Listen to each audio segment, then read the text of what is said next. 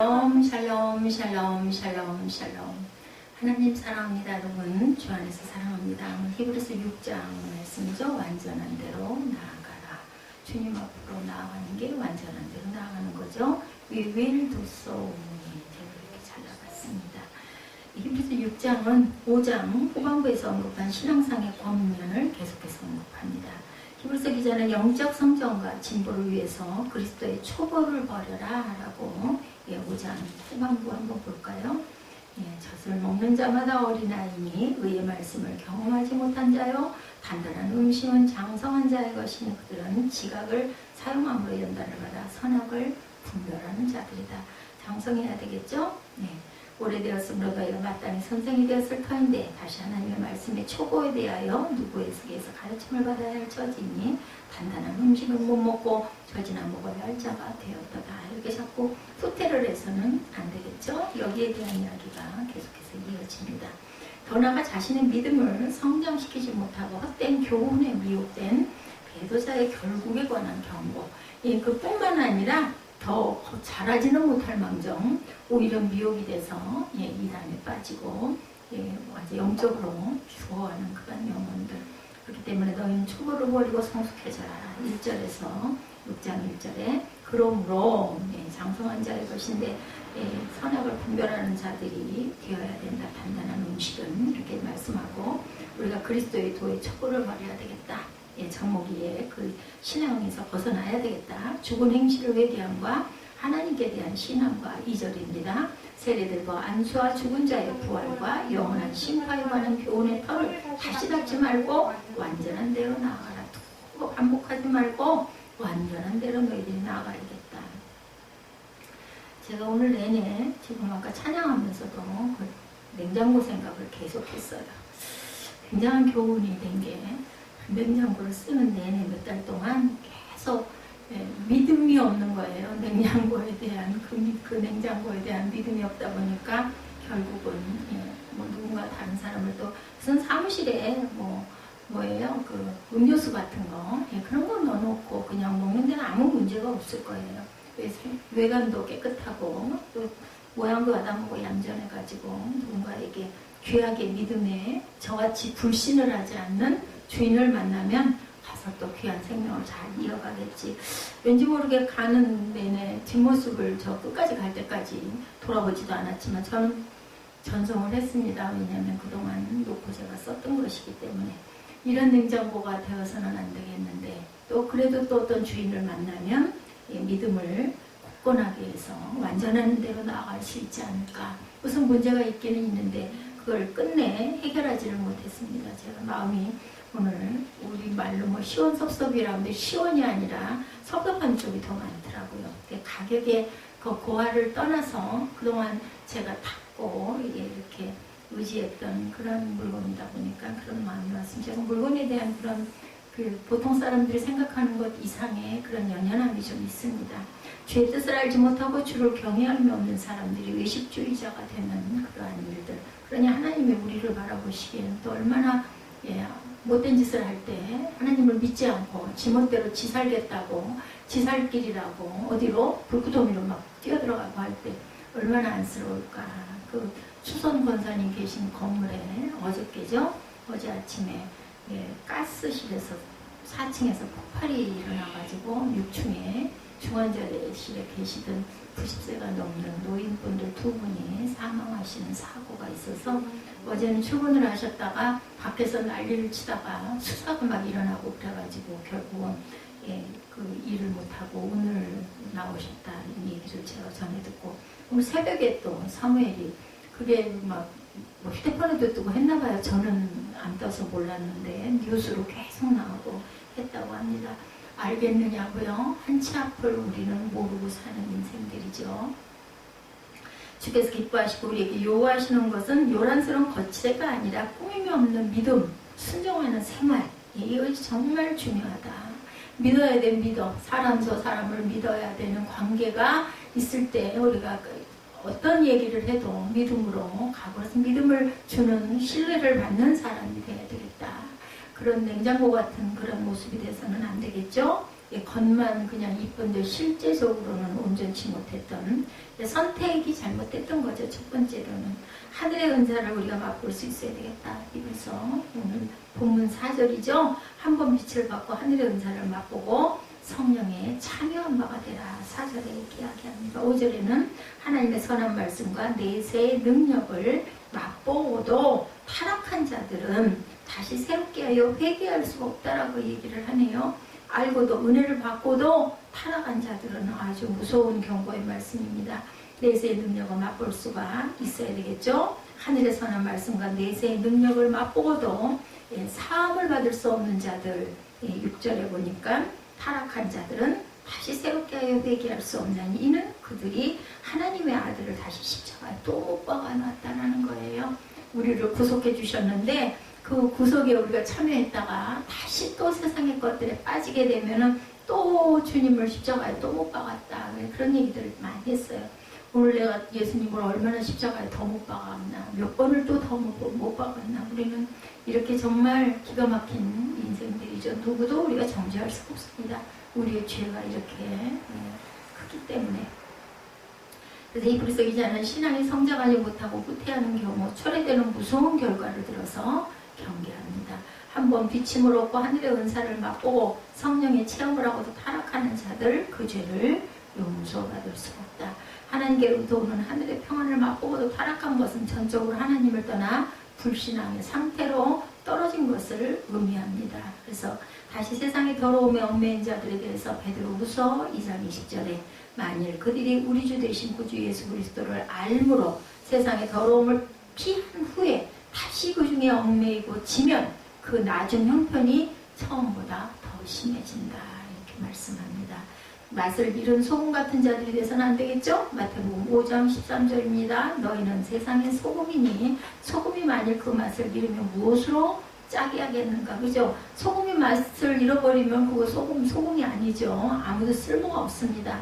후에는 아무 쓸데없이 담은 밖에 버려져 사람들에게 밟힐 뿐이라. 그래서 우리는 복된 믿음을 지녀야 합니다. 7절에 하나님의 복을 얻을 자에 대해서 증거합니다. 7절 봅니다. 땅이 그 뒤에 그 위에 자주 내리는 비를 흡수하여 밭가는 자들이 쓰기에 합당한 채소를 내면 하나님께 복을 받고, 그죠? 땅의 땅으로서의 사명을 잘하면 하나님께 복을 받는다는 거죠. 복의 주체는 누구세요? 여호와 하나님이시죠. 그러므로 우리는 먼저 그 나라와 의를 구해야 할 의무가 있고 사명이 있고 우리가 해야 될 본분이 바로 그 나라와 의를 구하는 겁니다. 아무리 우리가 곡식을 심어가지고 열심히 그죠? 피를 뽑아주고 풀을 뜯어주고 물을 주고 한다 한들 하나님께서 허락하지 아니하시면 적절한 비와 또한 태양 광선을 잘 비춰주시지 않으면은 그 열매를 맺을 수가 없죠. 땅을 공고하사 물을 대주시는 누구? 하나님. 시편 65편 9절입니다. 땅을 돌보사 물을 대어 심히 윤택하게 하시며 하나님의 강에 물이 가득하게 하시고 이같이 땅을 예비하신 후에 그들에게 곡식을 주시나이다. 정확하게 말씀하고 계십니다. 성도들에게도 열매를 원하시는 하나님이다. 요한복음 15장 1, 2절이죠. 잘 아는 말씀입니다. 나는 참 포도나무요 내 아버지는 농부라. 물은 내게 붙어있어 열매를 맺지 아니하는 가지는 아버지께서 그것을 제거해버리시고 무릇 열매를 맺는 가지는 더 열매를 맺게 하려 하여 그것을 깨끗하게 하시느니라. 그죠? 나무에 잘 붙어있어야 됩니다. 하나님의 저주를 받을 자에 대해서 8절에 증거합니다. 우리 읽어봅니다. 만일 가시와 엉겅퀴를 내면 버림을 당하고 저주함에 가까워 그 마지막은 불사름이 되리라. 이런 자는 저주를 받는 모습이죠. 히브리서 기자는 만일 가시와 엉겅퀴를 내면 버림을 당하고 저주함에 가까워 그 마지막은 불살라버린다. 말라 비틀어지면 그건 뭐 하겠어요? 그죠? 불태워버리죠. 아무것도 자라나지 않는 밭은 없습니다. 비를 자주 흡수하지 못하는 땅이라 할지라도 뭐가 나요? 가시와 엉겅퀴는 자라나죠. 그래서 우리는 복을 받는 사람이든지 아니면 저주를 받는 사람에 속하든지 둘 중 하나다. 중간은 없다. 따라서 우리가 하나님의 은혜로운 말씀을 받지 않는다면 저주를 받을 수밖에 없다라는 것. 성도들은 저주와 심판을 받지 않기 위해서 주인 되신 하나님께서 유용하게 쓰실 수 있는 열매를 맺어야 되겠다. 가시떨기로 비유된 타락자의 마음에 대해서 마태복음 13장 22절에 가시떨기에 뿌려졌다는 것은 말씀을 들으나 세상의 염려와 재물의 유혹에 말씀이 막혀 결실하지 못하는 자요라고 말씀합니다. 예. 세상의 염려와 재물의 유혹에 말씀이 막혀버렸어요. 그죠? 예, 뭐 하는 사람들이에요? 아이고, 어떻게 해서 손해를 안 보고 이익을 좀 볼까? 이런 것에 연연하는 자들. 그렇습니다. 생명책에 기록되지 못한 자는 불못에 던져진다. 계시록 20장 15절입니다. 누구든지 생명책에 기록되지 못한 자는 불못에 던져지리라. 우리가 마지막 가는 길을 여기 이쪽에 신동 아파트에 그 사시는 85세 되는 할머니, 우리 수영장에 다니시던 분, 제가 2번인가 3번 태워드린 분을 어저께 계단에서 만났어요. 올라오다가 2층에 가정의학과 병원에 왔다가 가시면서 먼저 알아보시고 인사를 하셔가지고 함께 인사를 했습니다. 수영장 요즘에는 엄두도 못 낸다고, 혈압약 때문에 왔다 가신다고 하면서 영양제 주사를 맞으라고 하는데 그렇게 얘기를 하셔서 맞고 가세요. 그랬더니 돈을 안 가지고 와서 집에 가서 가지고 온다고 그랬다고. 맞고 가는 게 나을까? 그래서 맞으세요. 병원에서는 그 돈 그런 거 신경 쓰지 마시라고 뭐 계속 다니시는 분이니까 그러셨겠죠. 그랬더니 그래 맞고 가야 돼. 그래서 아주 화장을 얼마나 곱게 뽀얗게 하셨는지 연세가 무색하게 주름은 물론 있지만 너무 얼굴빛이 화나더라고요. 그래서 지금도 혼자 계세요. 그랬더니 혼자 계신대요. 그래서 아유 누가 계셔야 되는데요. 그러다가 언제 우리는 어떤 일이 일어날지 모르기 때문에 누군가 계셔야 돼요. 그랬더니 뭐라 그러시냐면은 아이고 그렇게 그런 복이면 얼마나 좋겠느냐고 아주 정말로 간절하게 그걸 원하고 계신다고 하면서 말씀을 하셔서 맞아요. 저도 그거 기도하고 있습니다. 하고 말씀을 드렸습니다. 우리가 언제 어떤 일이 어떻게 일어날지 모르는데 가는 길, 오는 것도 물론 태어나는 것도 중요하지만 가는 길이 복되어야 되지 않을까. 오늘 그 수선직 권사님은 그러시더라고요. 예, 거기 그 요양병원에 들어가 있는 사람들은 다 식물인간처럼 이제 갈 때 기다리는 사람들인데 뭐 그만큼 사시다 갔으면 조금 안타깝긴 하지만 차라리 그게 낫지 않냐. 근데 좀 그 말하는데 가슴이 너무 아파요. 그래도 그렇게 가셔서는 안 되죠.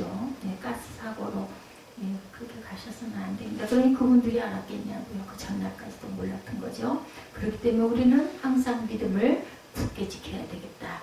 믿음을 막연한 것을 무조건 믿는 것이 아니죠. 또한 인위적인 감정이나 지적 동의도 아닙니다.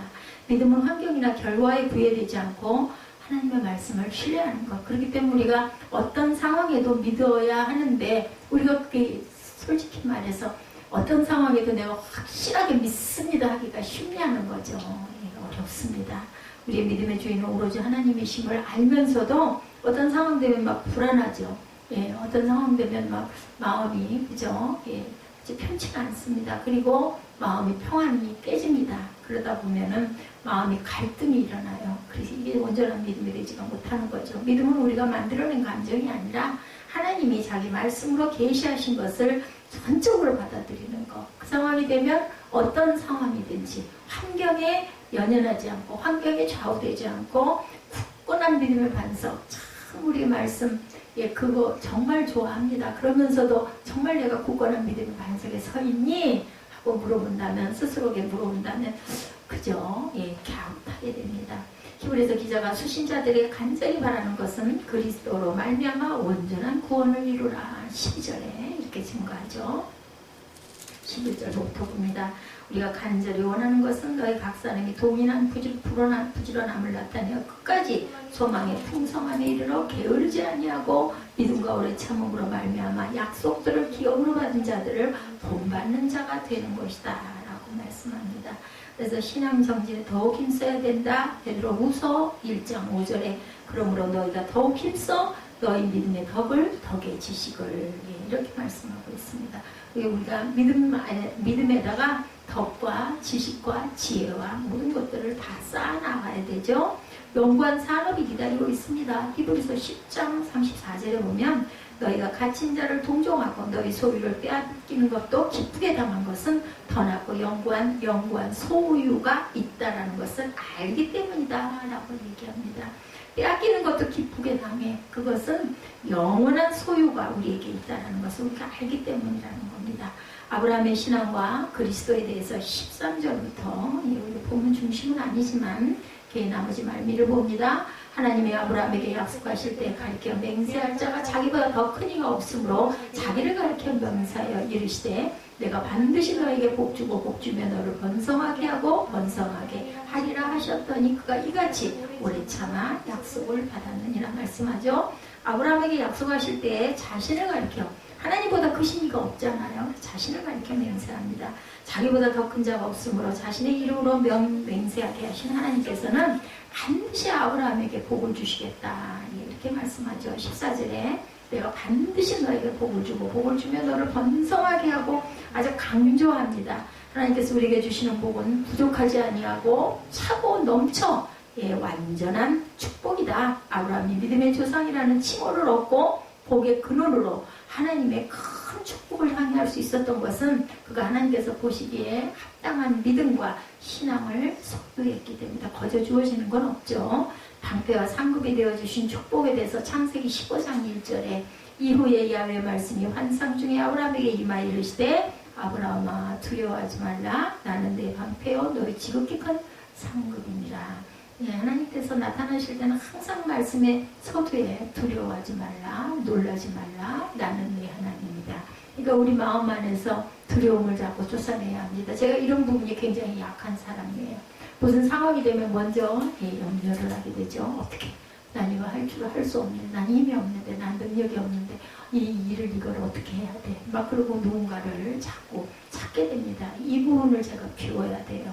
두려워하는 거, 염려하는 거, 걱정하는 거, 근심하는 거 이런 것들에 담대한 마음과 믿음이 돼야 되겠다. 바랄 수 없는 중에도 믿는 믿음 로마서 4장 18절입니다. 아브라함이 바랄 수 없는 중에 바라고 믿었으니 이는 내 후손이 이 같으리라 하신 말씀대로 많은 민족의 조상이 되게 하려 하심이라. 아브라함이라고 해서 믿음이 처음부터 굳건하지 않았죠. 하나님 명령하셨는데도 가면서 중간에서 쉬고 중간에서 딴짓하고 그러다가 결국은 아버지 베라가 이제 뭐가 돌아간 다음에 자신의 그 삶에 뭐라 그래야 되나 모태가 되죠. 먹을 거 입을 거를 책임져 주시던 보호자가 딱 돌아가고 나니까 그 다음에는 하나님께 온전히 그런 생각이 들더라고요. 아들이 독립을 하지 못하고 부모 그늘에 있는 것은 사실은 그렇게 썩 좋은 게 아니구나 하는 생각이 들었어요. 만약에 부모 그늘이 없다면은 아주 절실하겠죠. 절박하겠죠. 먹을 거 입을 거 이거 어떻게 해결해 이런 생각 내가 어디서 자야 돼 이런 생각이 들다 보면은 아주 온전하게 올인을 할 수가 있는데 그런 게 웬만큼 해결이 되면은 결국은 깨지는 수가 참 많구나. 제가 바울 전도사를 생각하면서 이런 마음이 들었습니다. 배짱도 생기고 쓸데없는 오기도 부리게 되고 그죠? 내가 이렇게도 할 수 있으니까 그런 길 그게 결국 좋은 길은 아니다. 하나님은 맹세에 대해서 16, 7절에 사람들은 자기보다 큰 자를 가리켜 맹세하나니 이 맹세는 그들이 다투는 모든 일에 최후 확정이니라. 아까 우리 찬양했죠. 확정되었네. 우리는 하나님께 확정된 줄로 믿습니다. 17절에 하나님은 약속을 기업으로 받은 자들에게 그 뜻이 변하지 아니함을 충분히 나타내시려고 그 일을 맹세로 보증하셨나니 이는 하나님이 거짓말을 하실 수 없는 이 두 가지 변하지 못할 사실로 말미암아 앞에 있는 소망을 얻으려고 피난처를 찾는 우리에게 큰 안위를 받게 하려 하심이라. 우리가 이 소망을 가지고 있는 것은 영혼의 닭 같아서 튼튼하고 견고하여 휘장 안에 들어가나니 그리로 앞서가신 예수께서 멜기세덱의 반차를 따라 영원히 대제사장이 되어 우리를 위하여 들어가셨느니라. 우리를 위해서 대제사장이 되어서 들어가셔서 목적이 있었어요. 그죠? 우리를 위한, 우리의 구원을 위한. 이보다 더 큰 위로는 없어요. 만약에 천국이 없다면 나이가 드신 분들은 얼마나 무섭고 두려울까요? 그죠? 순간순간 흑암의 그림자가 나를 언제 덮칠지 모르는데 이때나 우리 예방주사 맞을 때 어렸을 때 저는 늘 그 기억이 떠올라요. 아이 딱 맞고 나면 별거 아닌데 맞기 직전까지 막 그냥 보살같이 아주 긴장을 있는 대로 합니다. 움츠려 들어가지고 다른 아이들 맞는 걸 보는 것 자체가 두려움이었고 놀람. 근데 실제 맞아보니까 그렇게 아프지도 않은데 그렇습니다. 거짓말하지 않는 하나님. 그래서 오늘 보면 18절이죠. 하나님이 거짓말을 하실 수 없는 이 두 가지 변하지 못할 사실로 말미암아 앞에 있는 소망을 얻으려고 피난처를 찾은 우리에게 큰 안위를 받게 하십니다. 자신을 가리켜 맹세하십니다. 히브리서 6장 오늘 보면 13절 하나님이 아브라함에게 약속하실 때 가리켜 맹세할 자가 자기보다 더 큰 이가 없으므로 자기를 가리켜 맹세하였다. 바울도 그런 얘기하죠. 나를 본받으라. 어머, 웬일이야. 예, 굉장히 정말 교만하네 했는데 누구 따로 주변의 사람을 어떻게 할 수가 없으니까 나를 봐. 나만큼만이라도 믿어. 뭐 이런 얘기지 않았을까. 영원한 대제사장이신 예수 그리스도 19절 20절에 증거했죠. 제사장은 백성들의 죄악을 정결케 하기 위해서 하나님께 제물을 바치고 용서를 대신 비는 사람이었죠. 예수 그리스도는 다른 제사장으로와는 달리 그 크신 사람으로 자기의 몸을 제물로 하나님께 드려서 단번에 우리 모든 사람의 죄악을 한 번에 사하셨습니다. 뭐 자꾸 드릴 필요가 없어. 한 번이면 끝나. 한 방에 그냥, 그죠? 그러므로 우리는 제사장면서도 자신을 제물로 하나님께 드리신 그리스도의 사랑을 깨달아 아는 성도들이 되어야 되겠다. 어디로 나아가요? 완전한 대로 나아갈 줄 알아야 되겠다. 그리스도의 장성한 분량으로 젖먹는 유아에서 벗어나서 단단한 것을 먹어서 소화시킬 수 있는 그러한 아주 의연한 자세들이 되어야 되겠다. 우리의 죄를 구속하셨습니다. 2장 17절입니다. 히브리서. 그러므로 그가 범사의 형제들과 같이 되심이 마땅하도다. 이는 하나님의 일에 자비하고 신실한 대제사장이 되어 백성의 죄를 속량하려 하심이라. 여기도 증거했죠. 히브리서 2장 17절에 영원한 구원의 근원이 되신 것. 히브리서 5장 9절입니다. 온전하게 되셨은즉 자기에게 순종하는 모든 자에게 영원한 구원의 근원이 되시고. 그래서 히브리서는 전체가 예수 그리스도가 중심입니다. 예수 그리스도 외에 또 뭐가 있겠어요? 하나님이시기도 하죠. 그래서 우리는 히브리서 6장을 통해서 자신의 믿음을 성장시키지 못하고 헛된 가르침에 미혹된 자들의 결국을 통해 우리가 어떻게 살아야 되는지를 다시 한번 강하게 각인시킵니다. 우리는 안일과 타성과 교만에 얽매여서 성장하지 못하는 믿음의 요인들을 철저히 제거하고 하나님께서 보시기에 합당한 신앙 성장을 이루는 성도들이 되어야 되겠다. 누구를 위해서? 나 자신을 위해서, 그리고 내 자녀들을 위해서, 하나님이 땅에 내신 하나님의 목적을 이루어드리기 위해서, 하나님의 영광을 위해서 우리는 어디로? 완전한 데로 나아갈지니라. 우리에게 완전함이란 없어요. 그죠? 우리 스스로에게 완전함은 없습니다. 완전함이란 성숙함을 뜻한다고 우리가 해석을 해야 합니다. 우리의 신앙을 계속해서 성숙해져야 할 것을 권면하는 게 본문 6장이죠. 본문의 기자는 우리의 신앙이 성숙해지기 위해 우리가 해야 할 것 두 가지를 말합니다. 하나는 그리스도의 도의 보를 버려라, 초보를 버려라. 그리스도의 도라고 한 것은 기독교의 교리를 가리키죠. 그러니까 그리스도의 도의 초보는 기독교의 기초적인 교리를 이야기합니다. 그리스도의 도의 초보를 버리라는 것은 기초적인 교리들을 부인하거나 잊어버리라는 게 아니라 기초적인 교리에 머무르지 말고 신앙적인 이해와 삶에 있어서 앞으로 성숙해서 나아가라. 누가 익어가는 것처럼 포도가, 그죠?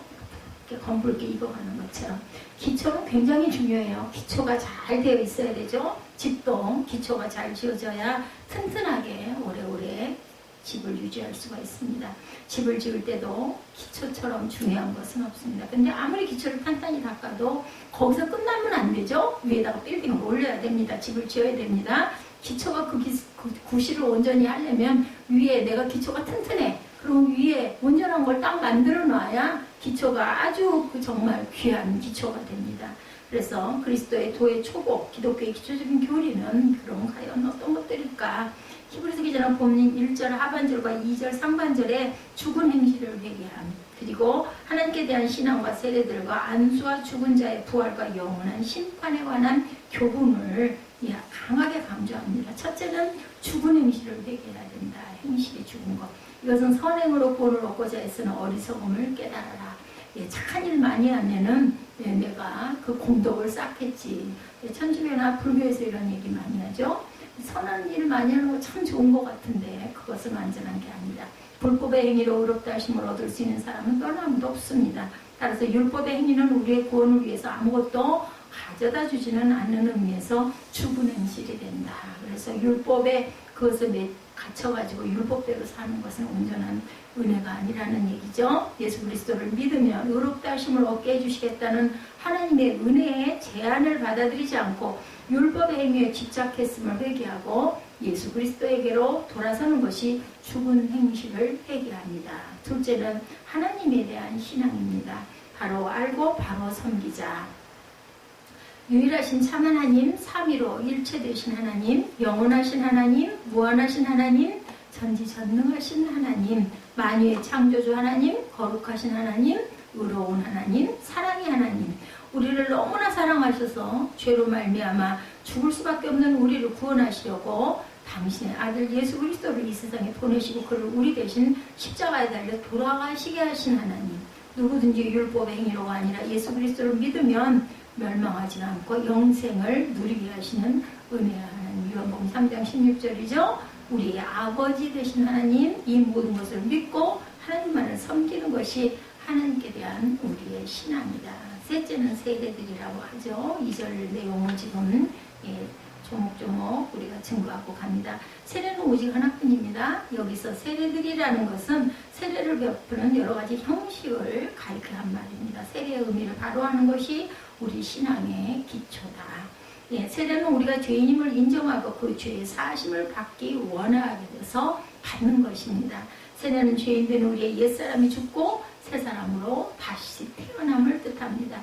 예수 그리스도의 십자가에서의 대속의 피로 우리가 죄의 사심을 얻게 되었고 그와 함께 죽음으로 다시 함께 살게 됨을 믿고 고백하는 행위가 바로 세례입니다. 그래서 못 모르고 세례 받아가지고 그죠? 남들 받으니까 그냥 받아야 된대 해서 받았던 사람들은 나중에 하나님을 더 깊이 알고 나면은 나 진짜 온전한 자세로 세례 다시 받을래요 해가지고 다시 받는 경우도 나쁘지 않다고 생각합니다.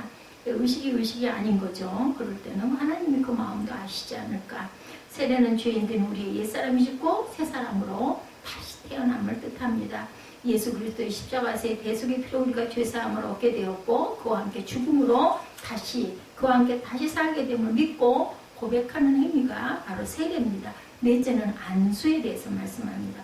어떤 사람을 축복할 때, 병든 이들을 치유하기 위해서 교회 일꾼들을 임직할 때, 그리고 특별히 성령의 은사를 구할 때 손을 얹는 행위, 안수 다 알죠. 다섯째는 죽은 자의 부활. 부활을 믿는 것은 우리 기독교 신앙의 기초입니다. 사도 바울은 고린도전서 15장 12절에서 14절에 쓰기를 그리스도께서 죽은 자 가운데서 다시 살아나셨다 전파되었거늘 너희 중에 어떤 사람을 어찌하여 죽은 자 가운데 부활이 없다 하느냐. 이런 얘기하는 사람들, 너희는 왜 그렇게 말하느냐. 만일 죽은 자의 부활이 없으면 그리스도도 다시 살아나지 못했으리라. 그리스도께서 만일 다시 살아나지 못하셨으면 우리가 전파하는 것도 헛것이고 또 너희 믿음도 헛것이다. 예수께서 돌아가시고 다시 부활이 없었다면 다 헛거라는 거죠. 왜냐하면 우리도 부활 못할 거니까. 여섯째는 영원한 심판에 대해서 말씀하죠. 정확하게 말하면 심판이 영원한 것이 아니라 심판으로 인해서 영원한 생명과 영원한 멸망이 갈라지게 됩니다. 거기서 그죠? 이 여섯 가지는 대단히 중요한 것으로 기독교의 기초 교리에 속한다. 따라서 이 기초 교리는 절대로 버려져서는 안 된다. 꼭 기억해야 된다. 우리의 신앙은 그 위에 튼튼히 서야 된다라는 것을 얘기하고 있습니다. 그래서 6절에 정확하게 다시 한번 봅니다. 우리가 그리스도의 도의 초보를 버리고 죽은 행실을 회개함과 하나님께 대한 신앙과 세례들과 안수와 죽은 자의 부활과 영원한 심판에 관한 교훈의 터를 다시 닦지 말고 완전한 대로 나아가라.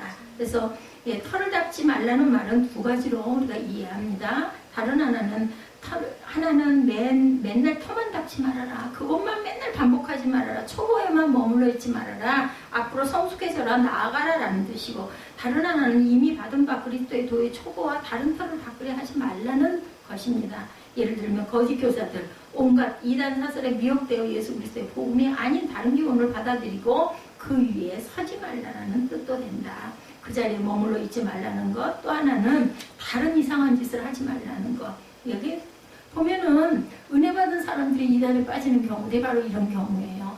받다 못해가지고 성경을 이상하게 해석을 하는 거죠. 너무 막 들여다보고 들이파다 보면은 이상한 게 그게 맞는 것 같아가지고 거기를 쫓아가게 됩니다. 왜냐면 맨날 듣는 소리 맨날 그게 그거야 하는데 뭔가 모르게 조금 다르거든요. 그러니까 거기에 혹 해갖고 있다가 듣다 보면 그냥 미혹이 돼서 빠져버립니다.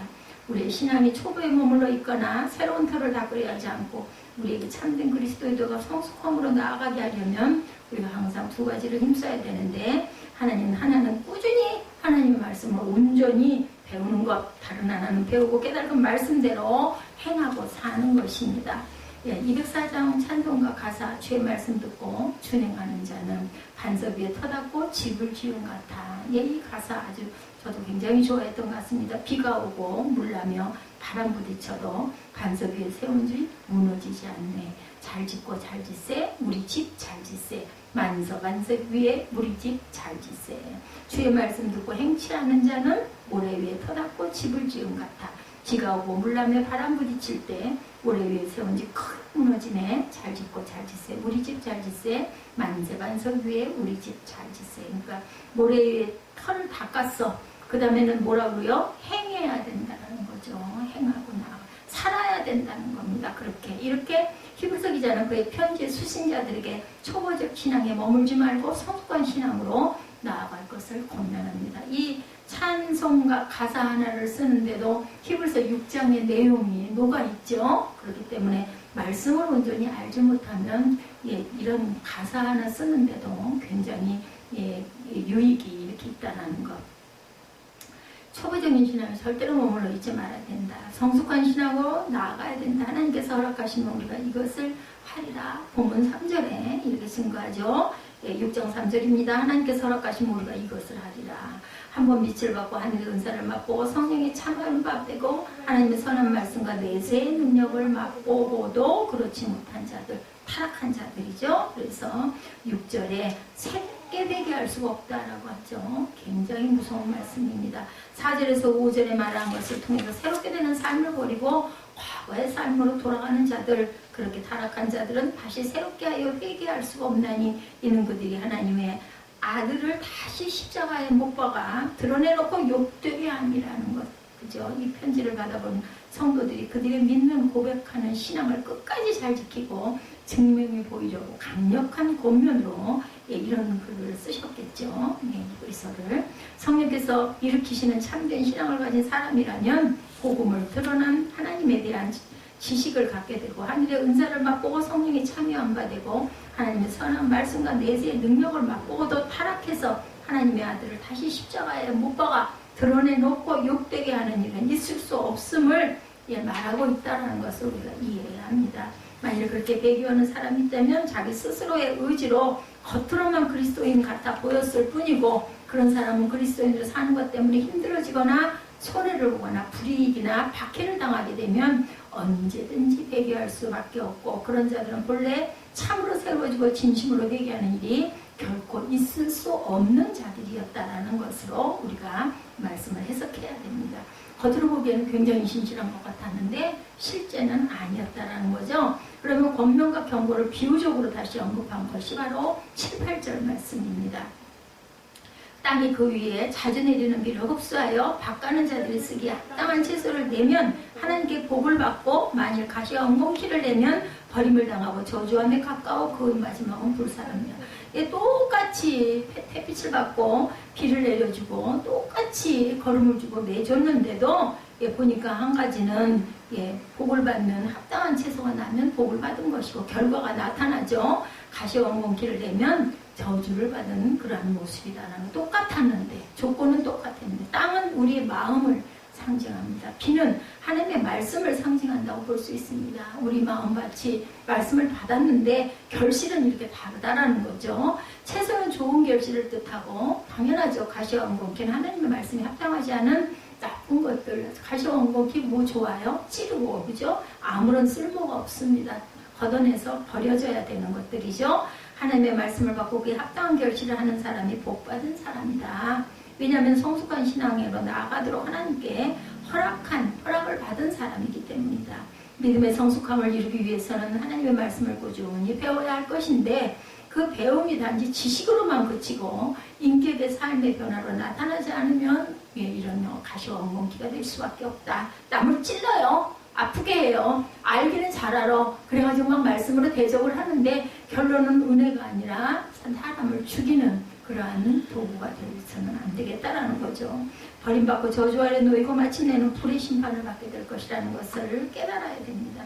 이렇게 신앙의 열매가 없거나 배교한 자들에 대해서 준엄하게 경고한 히브리서 기자는 그의 편지의 독자들을 다독거리며 격려하는 것을 잊지 않습니다. 9절 10절에 사랑하는 자들아 우리가 이같이 말하나 너희에게는 이보다 더 좋은 것 곧 구원에 속한 것이 있음을 확신하노라. 겁을 잔뜩 줬어요.